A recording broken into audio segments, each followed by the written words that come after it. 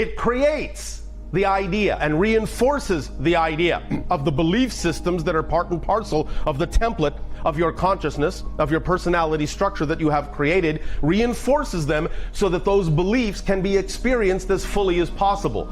That's why every single belief is self-reinforcing. Because the ego's job is to add energy to it, add focus to that belief, to make it seem as if no other belief is possible.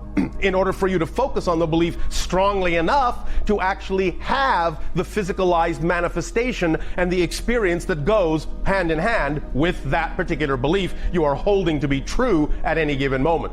So the ego's job is to amplify those beliefs, to keep you focused in physical reality, to keep you focused in that experience.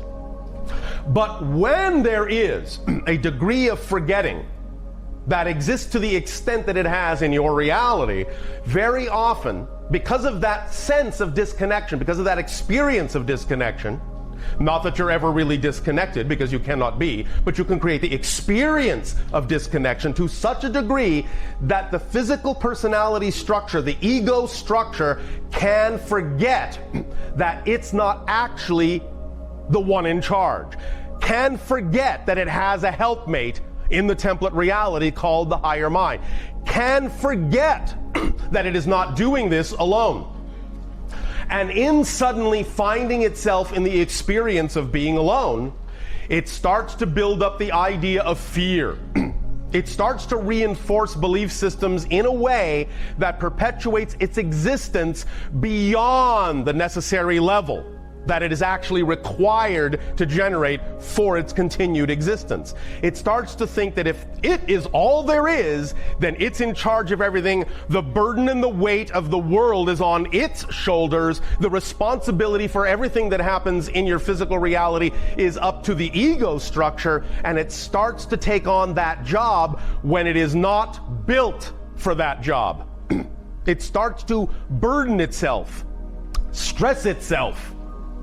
And in that way, it starts to break down. It starts to do wildly incongruous, wildly irrational things to strengthen itself, and strengthen itself under the feeling that it is crumbling under the weight. And by constantly reinforcing and strengthening itself in a way it was not designed to do, it can become extremely dense, extremely crystallized, and very difficult then to allow to expand back out into its more relaxed state, its more relaxed focus. And when it gets that concentrated, the amount of energy the ego puts into belief systems that are generally fear-based are going to be almost overwhelming.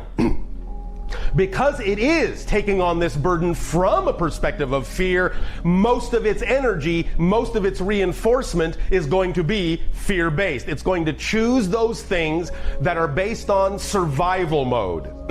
It's going to reinforce itself with the idea that it must survive at all costs at this concentrated level. Otherwise, your life will end. It will be annihilated. The personality will dissolve. So the ego structure does everything it can to take on this tremendous burden. Let's all give the poor little ego a break before the ego breaks down. Therefore, in this day and age, even in that concentration of ego physical personality structure, even in that degree of density, look, you have still felt that little seed, that little urge that calls you back to the higher self, back to that frequency, back to the light. Even from that deep degree of murky darkness, you still were capable of sensing somewhere that there must be some kind of higher vibration that calls to you, that tugs at you, that pulls at your heart, that allows you to feel, to know there is some level of reality wherein the ego is free, the personality is free to be what it was designed originally to be, and that there is no need for the stress and strife and struggle and dire consequences and dire experiences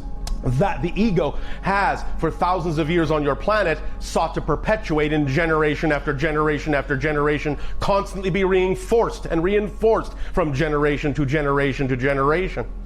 Now is the timing that you have finally gotten to the point where the light is bright enough, where enough of you are seeking that light within yourselves, that you are adding that to the collective reality and giving each other better opportunities with your collective momentum to know that there is a level of reality, a level of yourselves, a level of your whole being that is more than capable of reconnecting with you, that you deserve to reconnect with and deserve to lighten your load, lighten up on yourselves, take the load off, drop the baggage, and get on your way through life in an easy and effortless, creative manner. And this is the time and the age on your planet where you're now realizing that, so congratulations.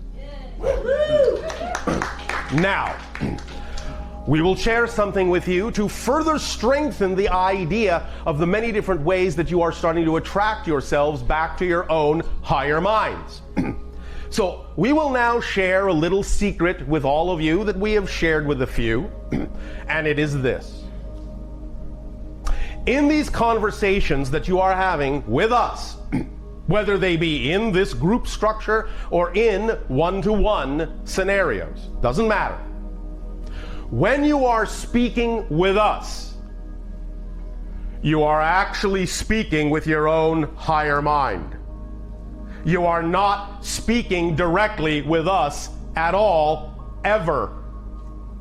What we have done to aid and assist you by your invitation is we have wrapped the flavor of our personality like a shell around the core of your own higher self. And in every conversation we have with you, what we are doing thus then is giving you an excuse to talk to your own higher mind by tricking you into thinking you're talking to something else.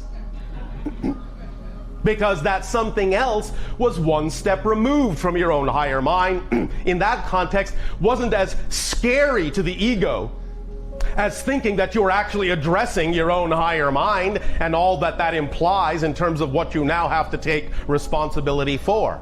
Therefore, the idea is that if you could find some vibration, some representation of a being that at least would represent that level but was still one step removed, then it wouldn't be quite as scary and you could deal with it at your own pace in a comfortable way. Well, the idea here is that yes, while obviously we are involved, the actual communication you are having with us is actually the communication with your own higher minds, but wrapped in our vibrational flavor in order to allow you to use us as a permission slip to give yourselves permission to actually communicate with your own higher minds in a relaxed way and get your assumptions and your beliefs and your definitions and your ego structure out of the way so that you will allow yourself that communication. So congratulations on being so clever as to invite us to help you to trick yourselves into speaking to your higher minds.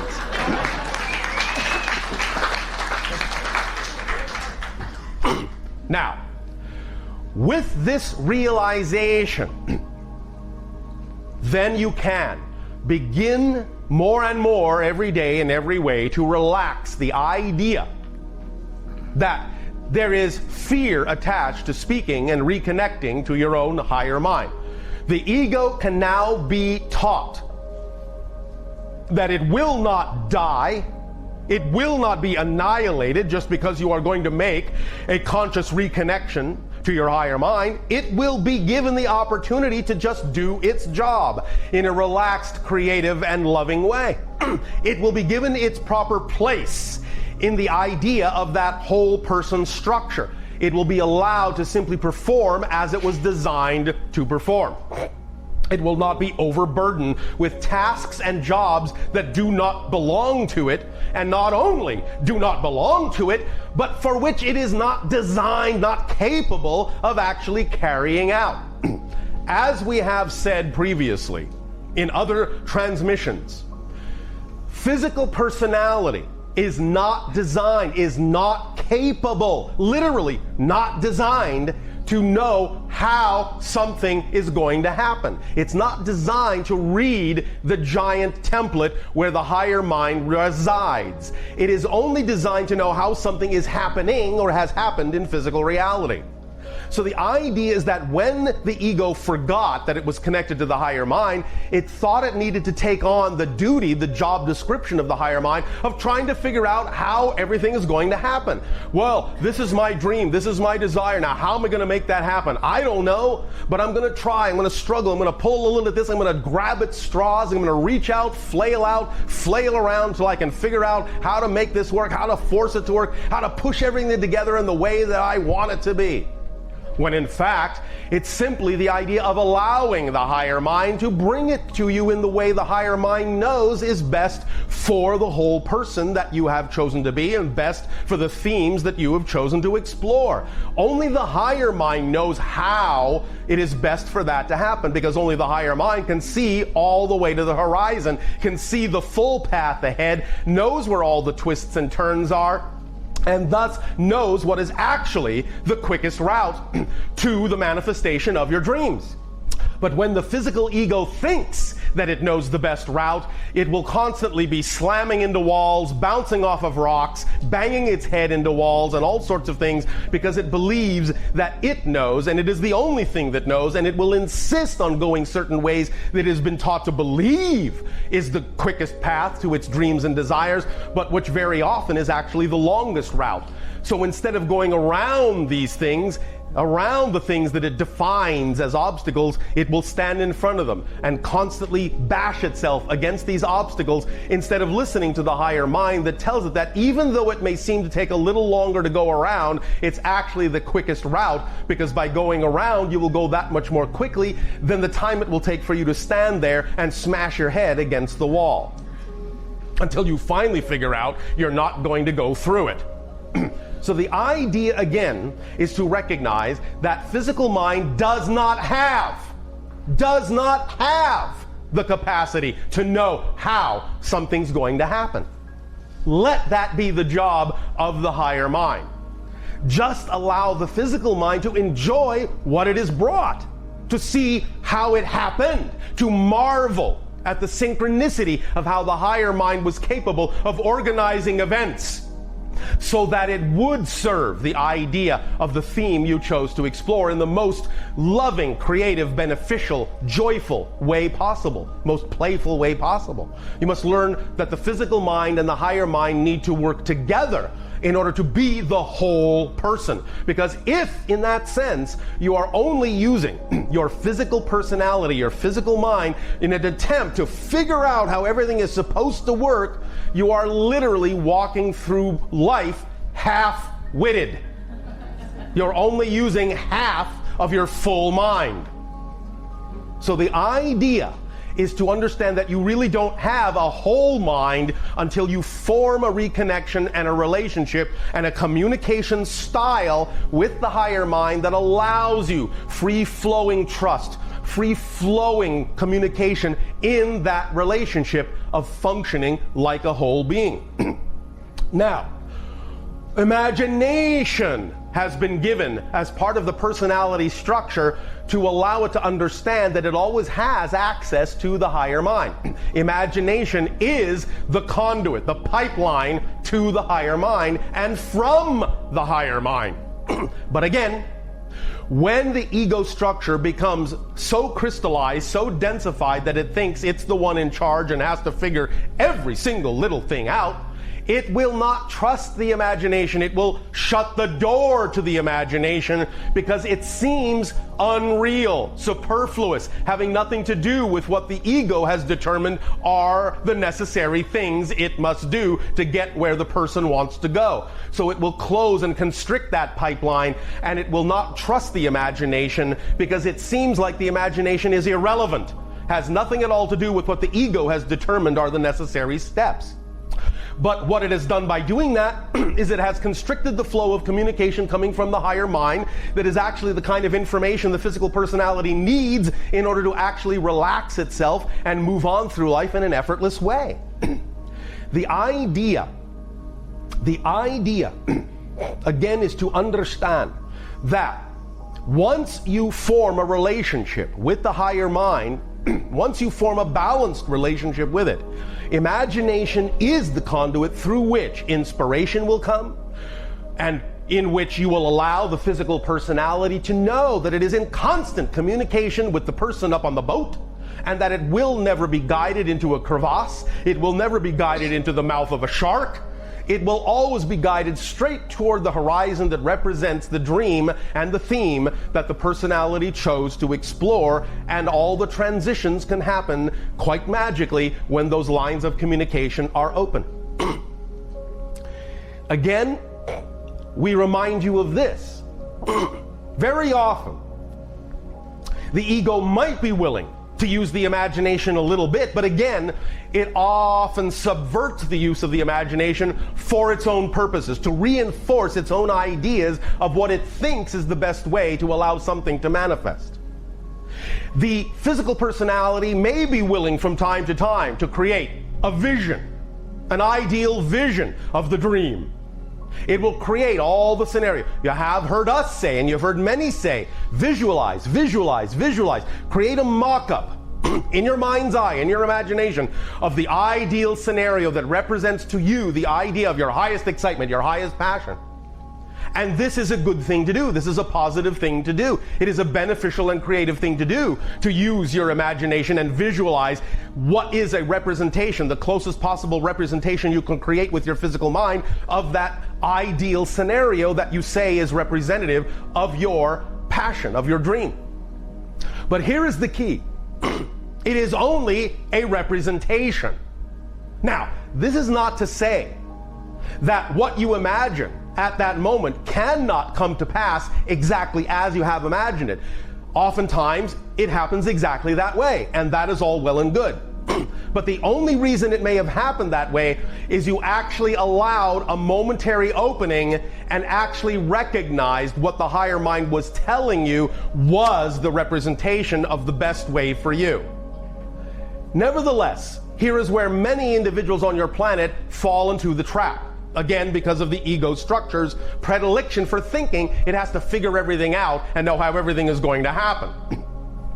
When the ego structure may make a vision that is representative of the ideal reality, what the ego tends to think, because it thinks of itself as the highest possible authority for your person, it tends to think that that vision it has created by using imagination in that way to paint that picture in your mind, it thinks that that's the highest possible way in which that reality could manifest. But from the higher mind's point of view, that picture that to the ego seems like the highest possible manifestational form is actually the lowest possible manifestational form. What to the physical ego is the ceiling, to the higher mind is the floor. It can go much higher than that, and in fact, it can actually go so high, so far, it can actually be beyond physical mind's capability of imagining how it could occur. That's why you do not need to insist. The physical mind and the ego does not need to insist that the picture it conjures up as a representation of the ideal scenario must be the exact way that it must manifest, otherwise something has failed, something has gone wrong. It is just used as a template to pass on to the higher mind the basic idea that represents, pay attention, the proper vibrational state of being that the physical being needs to experience in life in order to perpetuate its joy. The higher mind will take that template, take that representation, because after all, it exists in a template reality. It understands template language very well. That's its native tongue. Template symbols are its native tongue. It understands symbols very well. It will take that symbol and recognize that that symbol simply represents the proper state of being, the proper energy that needs to be created. And so the higher mind will then take that symbol and it will reach out to all the things it understands are available, all of the how can this happen sort of thing, and it will match those things to the proper template frequency and then bring that into the reality, the opportunities for the physical mind to act upon. But But when the physical mind hesitates to act on the synchronicities that are brought to it because the ego says, I don't recognize that as the template I set up, and doesn't trust that the higher mind could have actually brought it the opportunity it wants in a different form other than what the ego determined it should be, it will refuse to act on those things. It will refuse to recognize those as opportunities. Those opportunities coming from the higher mind will even be invisible to the physical mind. It just simply won't even know they are even there to be acted upon. And therefore it will miss those doorways and will never walk through them and will never see the manifestation of its desires because it has been too insistent on the how and not allowed the higher mind to actually show the physical mind the true how, because the higher mind can actually imagine ways far beyond the physical mind's imagining of how such a thing could occur. So, all well and good to set up the parameter of a visualization for the physical mind, but don't insist it must manifest that way, because the higher mind might be capable of bringing it to you far greater than you ever imagined. Let it. Let it. Let it. At least, that's our suggestion. It's up to you. So, now, many individuals have wondered, well, if the physical ego thinks it's in charge, and attempts to shut out all other forms of communication because it doesn't trust them, coming from the higher mind, how do I know the difference between when the physical mind is telling me, oh, this is representative of your excitement, and when the higher mind is telling me, this is representative of your true excitement? How can I tell the difference? Because if the ego is attempting to trick me into staying its course, because it thinks if I veer off that we're going to die, it's going to dangle all sorts of carrots in front of me to get me to stay on that course. So how do I tell the difference between that kind of a carrot and the carrot that represents going in the direction of my true self? All right, fair question. It all comes down to what we have spoken of so often. It all comes down to excitement. It all comes down to passion. But again, we hear the ego saying, how can I tell the difference? How do I know it's really my true excitement? Now, this requires paying some attention to yourself. Really paying attention to the true feelings. It does require at least a modicum of willingness. A modicum of willingness to tell the ego to shut the hell up. At least just for a moment. So that I can hear my true self.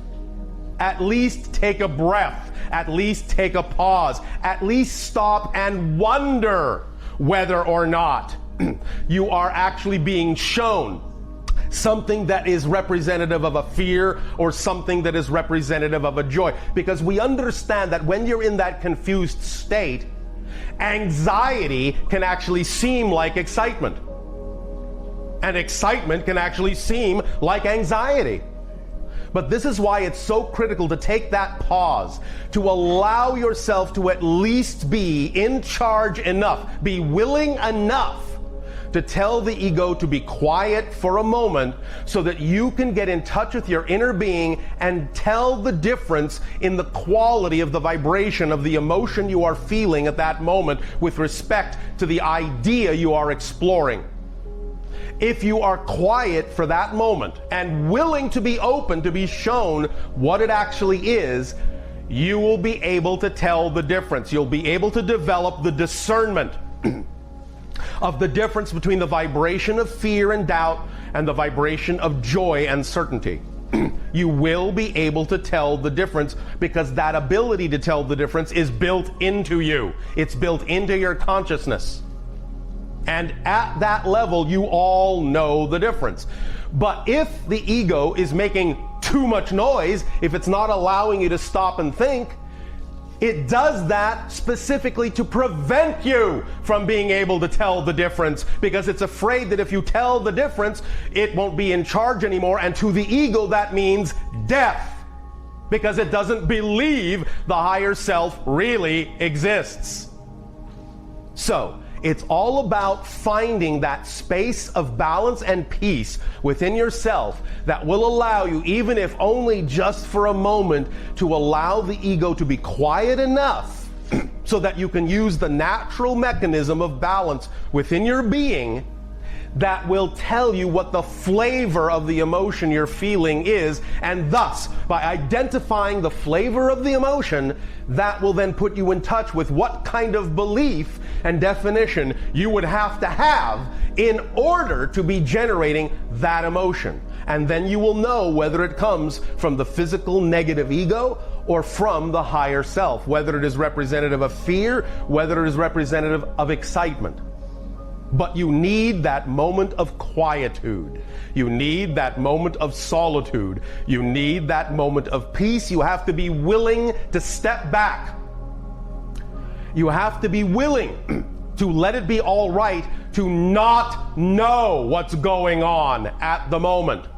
You have to be willing to say, I don't know what's happening here, instead of just assuming it's this or that or the other thing. So anytime you find yourself in doubt about what you're experiencing, take that moment and say, I don't know what's happening, and that's okay. And in that moment, where you have actually admitted that you don't know what's going on, you can find the balance, the quiet, the peace, the stillness that will actually then start to allow you to be more sensitive to the quality of the vibration of what's going on, and give you more capability of having more insight as to what you are experiencing and what you are dealing with in terms of the physical mind or the higher mind. So that's the first step in forming the relationship, in reconnecting, in remembering who you are as a whole person. That's the first step, is just taking a moment of quiet, of pause, of stepping back into a neutral place and letting it be all right to not know what the answer is.